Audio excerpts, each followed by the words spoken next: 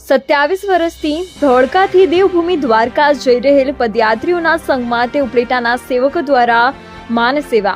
છેલ્લા 27 વર્ષથી અમદાવાદના ધોળકાથી દ્વારકા જઈ રહેલા પદયાત્રીઓના સંઘનું રાજકોટ જિલ્લાના ઉપલેટામાં આગમન થતા આ પંથકના સેવકો દ્વારા માનવતાભર્યું કાર્ય કરીને સંઘમાં ચાલીને જઈ રહેલ પદયાત્રીઓ માટે વિશેષ માન સેવા પૂરી પાડવામાં આવી છે.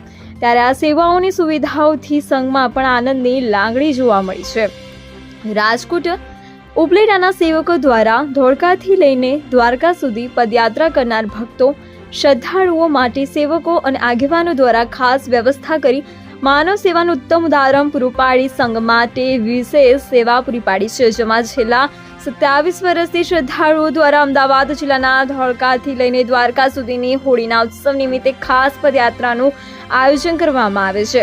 આ પદયાત્રીની અંદર બહોળી સંખ્યામાં ભક્તો શ્રદ્ધાળુઓ દ્વારકાથી લઈને દ્વારકા સુધીની પદયાત્રાઓ કરે છે અને આ યાત્રાની અંદર શ્રદ્ધાળુઓનો સંઘ દ્વારકા પહોંચી ઉત્સવની ઉજવણી કરે છે. જેમાં આ વર્ષે 27મું વર્ષ હોય ત્યારે ઉપલેટા ખાતે આ પદયાત્રીઓના સંઘની વિશેષ સેવા અને સુવિધા પૂરી પાડવામાં આવી હતી.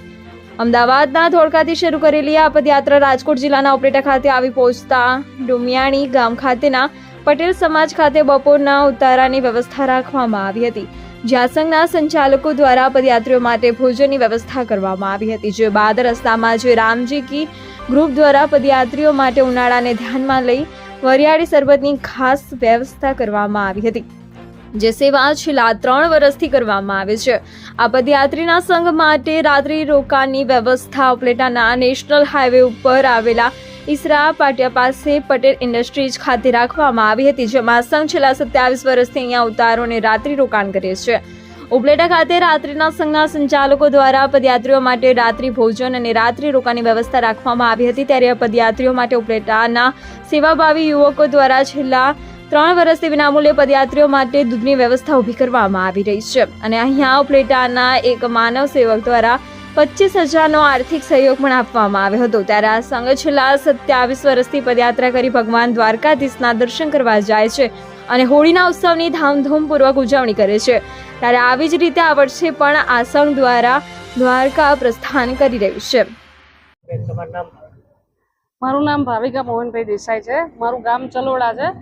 અમે ધોળકાથી દ્વારકાનો જે પગપાળા સંઘ છે એમાં આવીએ છીએ. મારું વર્ષ 3 આ ત્રીજું વર્ષ છે. અમને ખૂબ સારો અનુભવ રહ્યો છે અને ધોળકાથી દ્વારકા સુધીનું આ 27મું વર્ષ છે. રસ્તામાં અમને ખૂબ સારી સુવિધાઓ મળે છે. સવારે 3 વાર, બપોરે 3 વાર, જેટલી વખત ચાલે એટલી વખતે જ્યાં કેમ્પ લગાવ્યો છે એની સિવાય બી રસ્તામાં અમને સારા ચાની સ્ટોલ, કેટલીય હોટલ ઉપર બધી સુવિધાઓ, ચા પાણી નાસ્તાની સગવડ અમને સારી રીતે મળી શકે છે. બસ. જય રામજી, જય દ્વારકાધીશ. આજ રોજ 2 માર્ચ અને રવિવારના દિવસે ધોળકાથી દ્વારકા પગ સંઘ જાતો હતો. કરમસિંહ રબારીભાઈ 9 તારીખે દ્વારકા ધ્વજારોહણ હતું. ત્યારે આજે ઉપલેટાના આંગણે અમે અમારા મિત્રો દ્વારા જયરામજી ગ્રુપ દ્વારા શરબત અને તેમને ઉતારાનો અમને લાભ મળ્યો છે. આવો નવો લાભ દ્વારકાધીશ અમને કાયમ આપે અને આ દર વર્ષે અમે આવું આયોજન કરીએ એવી અમે ભગવાનને પ્રાર્થના કરીએ છીએ. બોલ તમારું નામ. બોલો દ્વારકાધીશ જય.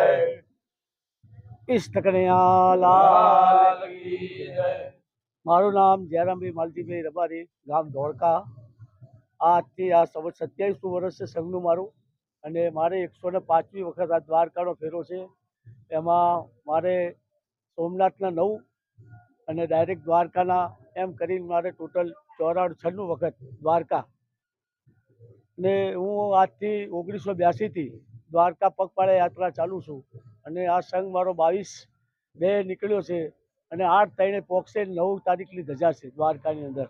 અને સમાજ અને સમસ્ત અમારી સમાજ અને સહકારથી આ સંઘ ચાલે છે. અને બધા ભાઈઓ, કુટુંબ, સગાવાલા, સંબંધીઓથી બધા મારા દ્વારકાના પગપાળા યાત્રામાં જે પણ આવે છે એ બધાને મારે ખૂબ અભિનંદન છે. અને આ સંઘ કેટલાય વર્ષોથી સુધી ચાલે એવી અમારી પ્રાર્થના છે અને સૌનો સાથ સહકાર આવે એવા અમારા ખૂબ અભિનંદન. દ્વારકાધીશ જય. દ્વારકાધીશ. મારું નામ રોહનભાઈ માલજીભાઈ રબારી, ગામ ધોળકા.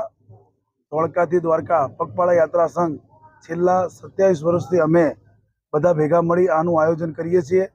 અમારી સાથે જમવાની વ્યવસ્થા પાણી મિનરલ વોટરની વ્યવસ્થા તથા રસ્તામાં મળતી ચા પાણી નાસ્તાની સેવાનો લાભ લઈએ છીએ. બપોરનું આજનું રોકાણ અમારું ડુમિયાણી પટેલ સમાજમાં હતું. ત્યાં રહેવા રોકાવાની વ્યવસ્થા કરવામાં આવી હતી. પણ ત્યારબાદ ઉપલેટાથી આગળ ઈસરા પાટિયા પટેલ ઇન્ડસ્ટ્રીઝમાં અમારું રાત્રિ રોકાણ છે. ત્યાં પણ રહેવા રોકાવાની વ્યવસ્થા કરવામાં આવી છે. અમારું આગામી રોકાણ ચૌટા આયર સમાજની વાડીમાં છે.